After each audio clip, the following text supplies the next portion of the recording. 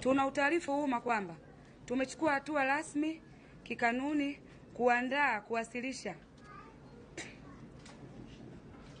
pentestation nzito kwa Baba Mtakatifu wa 16 kupitia ubalozi wa Vatican nchini Tanzania. Hatua hii imechukua kwa niaba ya sheria za Kanisa Katoliki lau uhusiani na kanuni ya 212 3 inayowapa waumini haki ya kutoa maoni, kuwasilisha malalamiko na kurasimisha malalamiko na hata kulalamika mwenendo wa viongozi wa kanisa pale unapoleta hatarishi ya amani na maadili na umoja wa kanisa na heshima ya waumini.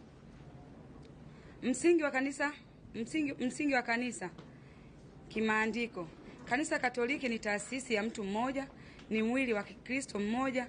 Wa Katoliki wa Korinto 12 hadi wa 12, na waumini sisi watazamaji bali ni washiriki kamili katika uhai wa kanisa. Biblia iko wazi, hakuna iwezaye kutumika Bwana mawili, Mathayo 6:24.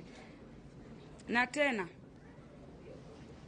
mamlaka iliyopewa itumike kwa ajili ya kujenga, sisi kubomoa.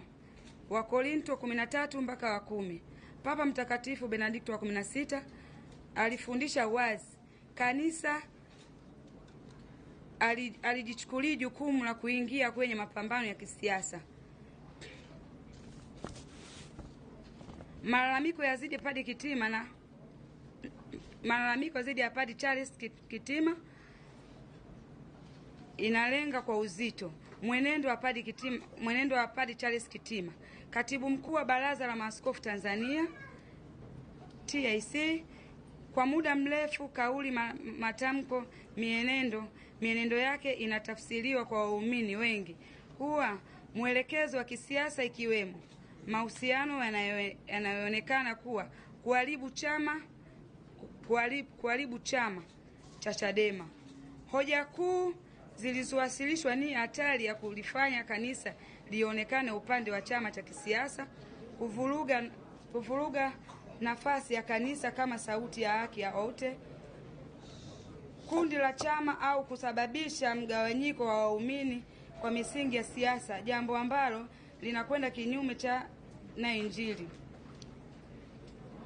Mtume Paulo aliandika, usijifunge nira moja kwa wasio waumini, 2 Wakorinto 6-14.